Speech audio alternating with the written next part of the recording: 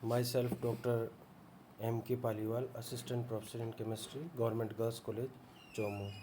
बच्चों, जैसा मैंने आपको बताया था कि हम द्रव अवस्था पढ़ रहे हैं और द्रव अवस्था में हमने द्रवों की परिभाषा के बारे में पढ़ा, द्रवों के गुणों के बारे में पढ़ा और द्रव जो होते हैं वो किसके ज़्यादा नज़दीक होते हैं, ठोसों के ज़्यादा नज़दीक होते हैं या फिर गैसों के ज़्यादा नज़दीक होते हैं। तो हमने ये पाया विभिन्न गुणों के आधार पर कि जो द्रव होते हैं वो ठोसों के ज़्यादा नज़दीक होते हैं। आज हम नेक्स्ट टॉपिक जो पढ़ रहे हैं वो पढ़ रहे हैं अंतराण्विक बल। गैसों में जो होते हैं वो अंतराण्विक बल जो होते हैं उनके बारे में पढ़ना है। और अंतराण्विक बलों के बाद अंतराण्विक बलों के परिणाम जो अस्तित्व के प्रमाण जो है वो पढ़ेंगे। अंतराण्विक बलों के आकर्षण बलों की उत्पत्ति के बारे में पढ़ेंगे। ऐसे उनके बारे में विस्तार से पढ़ेंगे और इसके बारे में एक शॉर्ट नोट जो है कई बार एग्ज़ाम में पूछा गया है। तो जैसा कि आपको नाम से ही पता चल रहा है, अंतर आणविक बल या अंतराण्विक बल, इंटरमॉलिक्यूलर फोर्सेस, मॉलिक्यूल के बीच में जो आपस में उनको बांधे रखने वाला जो बल होता है या उनके बीच में जो आकर्षण महसूस होता है वो अंतराण्विक बल होता है। ठीक है, ये अलग अलग प्रकार का होता है। ठीक है, कि किस प्रकार से इन बलों की उत्पत्ति होती है उसके बारे में पढ़ेंगे। तो ध्रुवीय या फिर आयनिक यौगिक जो होते हैं उनमें प्रबल स्थिर वैद्युत आकर्षण बल पाया जाता है और जबकि अध्रुवीय या सहसंयोजक यौगिकों में दुर्बल आकर्षण बल पाया जाता है। इन्हीं कारणों से सहसंयोजक यौगिकों के गलनांक व क्वथनांक कम होते हैं तथा गैसों के आदर्श व्यवहार में विचलन पाया जाता है। इन आकर्षण बलों को सर्वप्रथम वैन डर वाल्स ने देखा और बताया, अतः इन अंतराण्विक बलों को वैन डर वाल्स बल कहते हैं। इन दुर्बल आकर्षण बलों को सहसंयोजक बल भी कहते हैं, संसर्जक बल भी कहते हैं, कोएसिव फोर्स भी कहते हैं। ठीक है, जो ध्रुवीय होंगे यानी कि आयनिक होंगे और उनमें आयन्स होंगे तो आकर्षण बल जो है वो ज़्यादा होगा, जबकि अध्रुवीय या सहसंयोजक यानी कि उनमें किसी प्रकार का स्पष्ट पोल्स नहीं होते, उनमें स्पष्ट कोई आवेश का विभाजन नहीं होता, जिसके कारण से वो दूसरों को आकर्षित नहीं कर पाते, आकर्षण नहीं कर पाते तो वो मजबूत बंध नहीं बन पाता। अतः सहसंयोजक बंध जो होते हैं वो क्या होते हैं, या सहसंयोजक यौगिक जो होते हैं वो इतने मजबूत बंध वाले नहीं होते, इसलिए उनके गलनांक और क्वथनांक भी कम होते हैं। अब हम इन जो अंतराण्विक बल होते हैं यानी कि जो वैन डर वाल्स बल होते हैं वो उनके अस्तित्व के प्रमाण हम बताते हैं कि क्या वे पाए जाते हैं। तो उसके फेवर में कुछ प्रमाण दिए गए हैं। पहला प्रमाण है वास्तविक गैसों का आदर्श गैस व्यवहार से विचलन। मतलब वैन डर वाल्स बलों की वजह से ही जो गैसें होती हैं वो आदर्श गैस की तरह व्यवहार न कर जो वास्तविक गैसों की तरह व्यवहार करती हैं। तो आप जानते हो आदर्श गैस के लिए जो समीकरण होता है वो PV = RT होता है, परंतु ये वास्तविक गैसों पर लागू नहीं होता। अतः वैन डर वाल्स ने वास्तविक गैसों के अणुओं के मध्य आकर्षण बलों को ध्यान में रखते हुए अपना एक समीकरण दिया जिसको आप वैन डर वाल्स समीकरण कहते हैं। और वो होता है P+A/V² × V - B = RT। ध्यान से देखेंगे तो ये PV = RT का एक्सटेंशन है। P में हमने क्या जोड़ दिया, A/V² और V में हमने क्या जोड़ दिया, -B। V में घटा दिया हमने B। तो A और B जो है ये वैन डर वाल्स स्थिरांक कहलाते हैं। ध्यान से देखिए, P में हमने क्या जोड़ा, A/V², जबकि V में हमने घटा दिया क्या, B। तो हमारे पास हो गया P+A/V² × V - B = RT। समझ में आ गई बात। ये आपको बहुत ज़्यादा ध्यान रखने की आवश्यकता नहीं है। वैन डर वाल्स समीकरण बच्चों को याद ही नहीं रहता। तो वैन डर वाल्स समीकरण में याद क्या है, क्योंकि वैन डर वाल्स तो आदर्श गैसों क्योंकि आदर्श गैस समीकरण तो P V equal to nRT है, और वान डेर वाल्स गैस समीकरण क्या है वास्तविक गैसों के लिए। तो वास्तविक गैस जो है वो आदर्श गैस की तरह तो व्यवहार करती नहीं है, वो करती हैं वास्तविक गैसों की तरह व्यवहार। तो वास्तविक आदर्श गैस की तरह व्यवहार नहीं करती, तो उनमें कोई ना कोई उनके लिए जो समीकरण है उसमें कुछ ना कुछ चेंज आना चाहिए। तो पी में तो चेंज क्या आ गया a/v² का, और v में क्या चेंज आ गया -b का। तो p plus a/v² into v minus B is equal to nRT। तो ये हमारे पास क्या आ गया, पहला जो है वो वान डेर वाल्स बलों की स्थितियों का प्रमाण आ गया। दूसरा है जूल थॉमसन प्रभाव। अगर वान डेर वाल्स बल नहीं होते तो जूल थॉमसन प्रभाव भी नहीं होता। जूल थॉमसन प्रभाव क्या है, जब किसी गैस को अति सूक्ष्म छिद्र या नोजल से निर्वात में प्रवाहित करते हैं तो गैस ठंडी होती है। क्यों?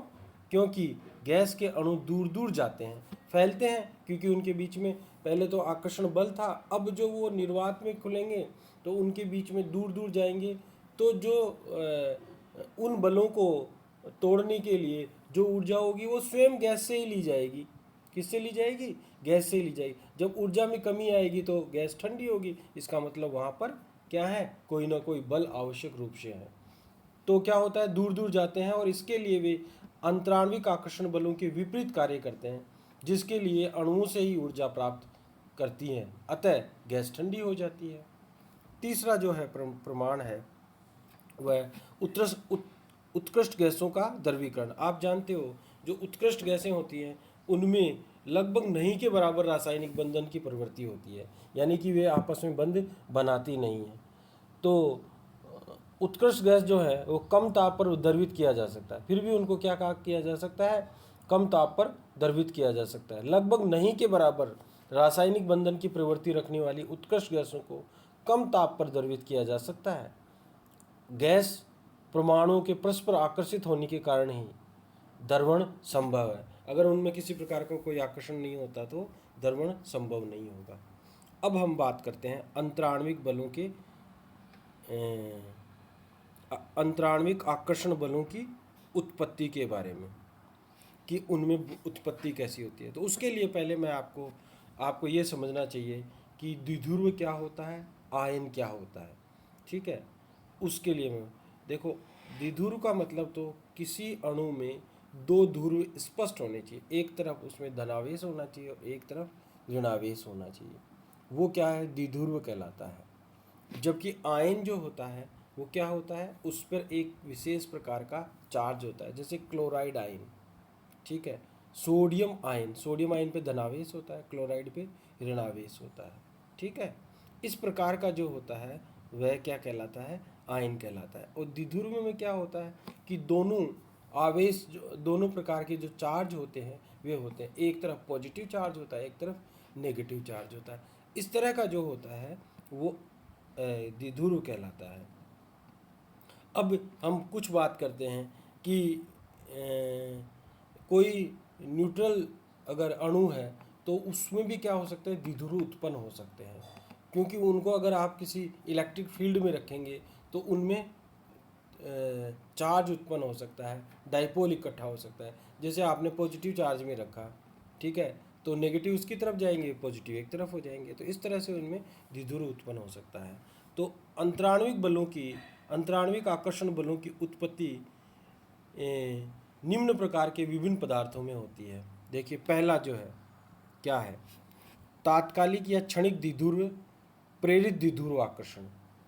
तात्कालिक या क्षणिक instantaneous dipole induce dipole attraction. तो अगर किसी क्षण जो है द्विध्रुव उत्पन्न हो जाए और उसकी वजह से किसी में द्विध्रुव उत्पन्न हो, तो इस प्रकार का जो होता है वो आकर्षण जो होता है वो क्षणिक द्विध्रुव और प्रेरित द्विध्रुव आकर्षण कहलाता है। फ्रिज लंदन के अनुसार उदासीन अध्रुवीय अणुओं में, कौन से, उदासीन अध्रुवीय हो, जो जिनके पास किसी प्रकार का ध्रुव नहीं हो, में किसी क्षण इलेक्ट्रॉन द्वारा विशेष स्थान ग्रहण करने के कारण तंत्र में आवेश का क्षणिक असंतुलन आ जाता है, जिससे मात्र उस क्षण के लिए द्विध्रुव के रूप में प्रेरित हो जाता है, और ये प्रेरित द्विध्रुव उसी क्षण किसी समीप वाले अणु या परमाणु को भी एक द्विध्रुव के रूप में प्रेरित कर देता है। फलस्वरूप दोनों के मध्य एक आकर्षण बल स्थापित हो जाता है, जिसे लंदन बल या प्रकीर्णन बल भी कहते हैं। इसे जो है निम्न समीकरण द्वारा बताया जा सकता है। हमारे पास ये समीकरण है किसके लिए? लंदन बल या प्रकीर्णन बल के लिए। EL इजिकल टू -3/4 AIA² जहाँ पर I जो है वो आयनन ऊर्जा है या आयनाइजेशन पोटेंशियल है, A जो है परमाणु त्रिज्या है, R जो है अंतराण्विक दूरी है। आणविक आकार व इलेक्ट्रॉनों की संख्या के बढ़ने के साथ साथ लंदन बल भी बढ़ते हैं, जिससे उनके क्वथनांकों के मान में भी वृद्धि होती है। अब हमने 3 उदाहरण लिए हैं। पहला, उत्कर्ष गैस के क्वथनांक जो है जैसे जैसे ऊपर से नीचे जाते हैं वो इलेक्ट्रॉनों की संख्या बढ़ती जाती है, तो क्वथनांकों के मान भी बढ़ते जाते हैं। दूसरा, उत्कर्ष गैसों के साथ अन्य गैसों के क्वथनांकों के मान में निम्न क्रम में बढ़ते हैं। कैसे बढ़ते हैं? देखो, hydrogen, helium, neon, sodium, nitrogen, oxygen, argon, fluorine, krypton, xenon, ये है। इलेक्ट्रॉनों की संख्या क्या है? इधर से इधर बढ़ती जा रही है। ठीक है, तो क्वथनांकों के मान भी क्या होते जा रहे हैं? बढ़ते जा रहे हैं। माइनस में घट रहे हैं, इसका मतलब बढ़ रहे हैं। ठीक है, बड़ा आकार और O2 जो है उसमें अपवाद होता है, और F2 जो है उसका भी बड़ा आकार होता है, जिसके कारण से इनके मान बढ़ते जाते हैं। ठीक है, ध्यान से देखने पे आप इसको एनालिसिस कर सकते हो। फिर उसके बाद आता है, कमरे के ताप पर हैलोजनों के क्वथनांक में निम्न क्रम में बढ़ते जाते हैं। क्लोरीन, ब्रोमीन, आयोडीन जो है, क्लोरीन गैस होती है कमरे के ताप पर, जबकि ब्रोमीन जो है वो लिक्विड होती है, आप जानते हो, और आयोडीन जो होती है वह सॉलिड होती है, जिसका बॉइलिंग पॉइंट अधिकतम होता है। ये रूम टेम्परेचर पर है, तीनों की स्टेट ही चेंज हो जाती है, क्योंकि जैसे जैसे इनके इलेक्ट्रॉनों की संख्या बढ़ती जाती है वैसे वैसे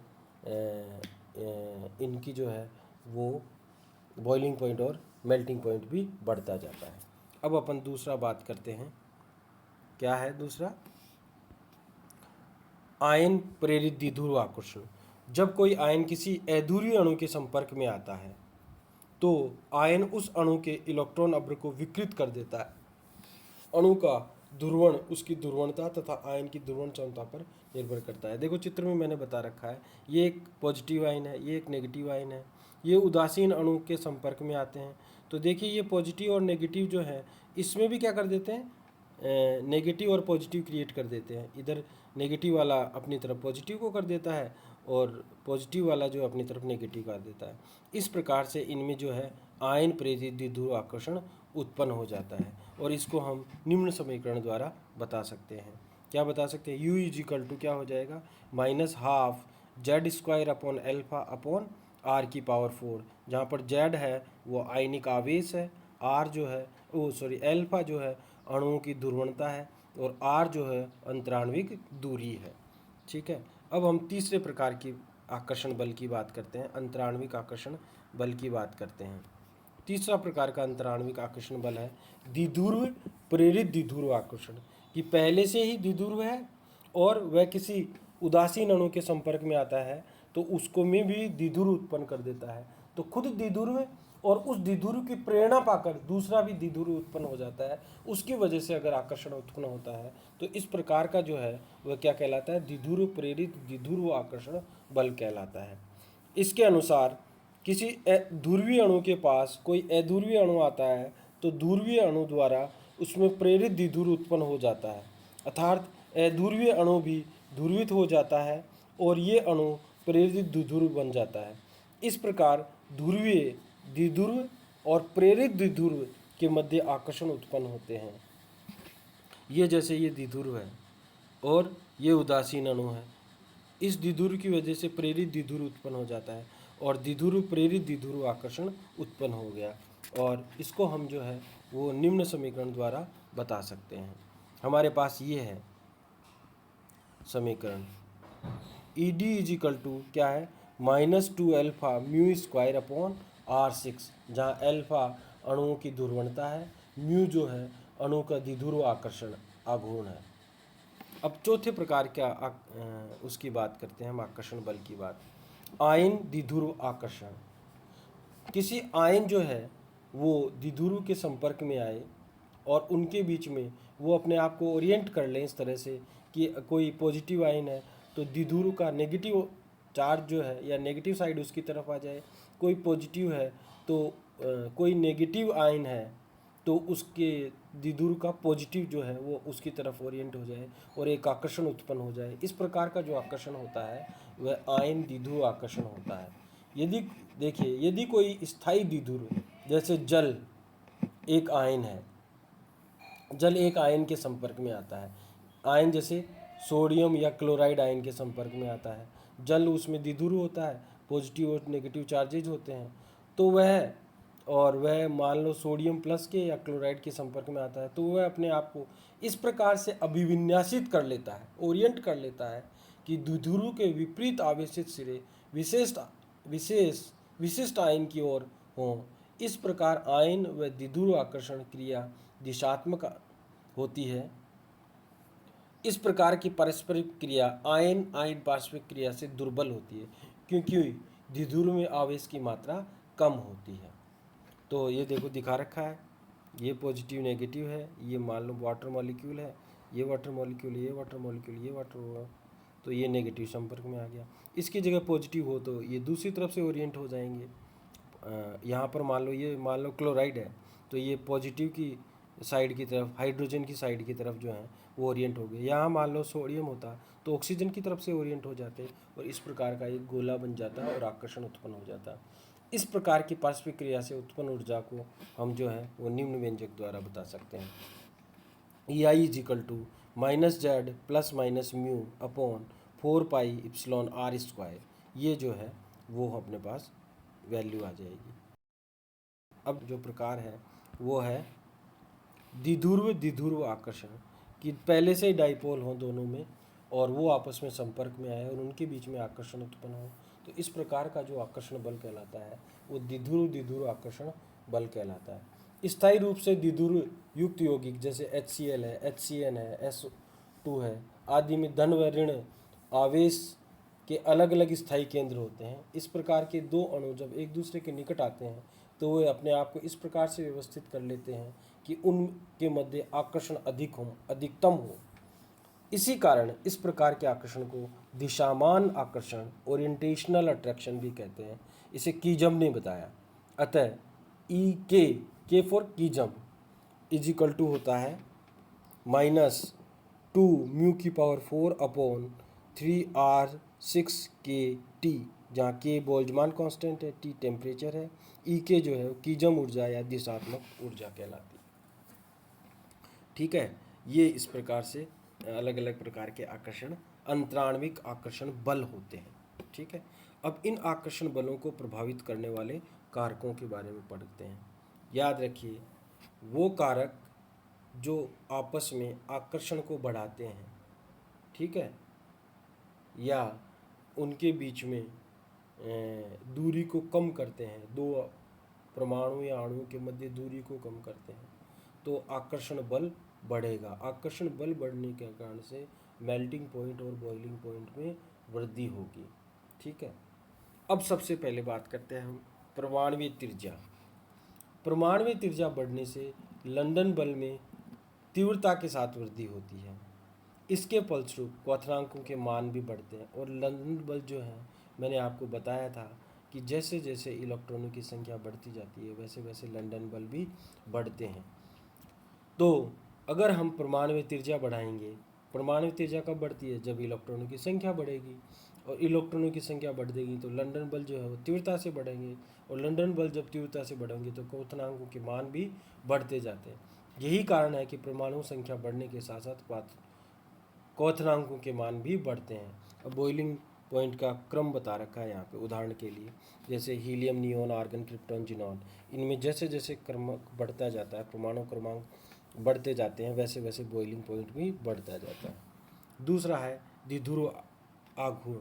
डाइपोल मोमेंट बढ़ेगा तो डाइपोल मोमेंट बढ़ने से अंतराण्विक आकर्षण बल बढ़ेंगे, अंतराण्विक आकर्षण बल बढ़ेंगे तो मेल्टिंग पॉइंट और बॉइलिंग पॉइंट भी बढ़ेंगी। तीसरा है अंतराण्विक दूरी। अगर अंतराण्विक दूरी जो है वो बढ़ती है तो आणविक बल जो है वो कम होंगे। दो अणुओं के मध्य अगर दूरी बढ़ती है तो अंतराण्विक बल जो है वो कम हो जाएंगे, क्योंकि एक न्यूक्लियस जो है वो दूसरे के इलेक्ट्रॉन को अपनी तरफ अट्रैक्ट नहीं, कम तीव्रता से अट्रैक्ट करेगा। जब कम तीव्रता से अट्रैक्ट करेगा तो बॉइलिंग पॉइंट और मेल्टिंग पॉइंट के मान भी घटेंगे। ठीक है, जैसे अंतराण्विक बलों की प्रबलता जो होती है वो गैस में सबसे कम होती है, द्रव्य में उससे ज़्यादा होती है और ठोस में अधिक होती है, क्योंकि ठोसों में जो है वो अंतराण्विक जो दूरी है उसका मान सबसे कम होता है, फिर उससे ज़्यादा द्रव्यों में होता है और सबसे ज़्यादा जो अंतराण्विक दूरी होती है वह गैसों में होती है। नेक्स्ट आता है ध्रुवणता। जैसे जैसे ध्रुवणता बढ़ती जाती है वैसे वैसे अंतराण्विक बल का मान भी बढ़ता जाता है और इसके कारण से मेल्टिंग पॉइंट और बॉइलिंग पड़ेंगे। ठीक है, ये डायरेक्टली प्रोपोर्शनल होते हैं। इस कारक का X2 का मतलब हेलोजेंस, H2O2 जैसे अध्रुवीय अणु में पर्याप्त महत्व है। आयनिक यौगिकों में इस कारक का ज़्यादा महत्व नहीं है। फिर आता है पांचवा कि जैसे जैसे ताप बढ़ेगा वैसे वैसे कीजम ऊर्जा का मान कम होगा और अंतराण्विक बलों के मान में कमी आएगी। इसलिए ताप अगर हम कम रखते हैं तो अंतराण्विक बल जो हैं वो ज़्यादा होंगे, और ज़्यादा होंगे तो हमारे पास अवस्था भी परिवर्तित हो सकती। जैसे हम मान लो जल का ताप बढ़ाते हैं तो वो गैस में बदल जाती है, क्योंकि अंतराण्विक बलों की जो है वो कमी आती है। अंतराण्विक बलों की कमी आएगी तो द्रव से वो गैस में बदल जाएगा। और अगर हम ताप कम रखेंगे तो गैसों का द्रवीकरण हो जाएगा। तो गैसों का जो द्रवीकरण है वो इसी सिद्धांत पर आधारित है। अब हम नेक्स्ट क्लास में पढ़ेंगे द्रवों की संरचना के विभिन्न सिद्धांत। ठीक है, और ये 3 सिद्धांत हैं, उनके बारे में विस्तार से पढ़ेंगे, और वो हैं द्रवों के गैस का विस्तारित रूप, बर्नौली-स्टोक्स का सिद्धांत और द्रवों का आयरिंग सिद्धांत। ये पढ़ेंगे। Thank you.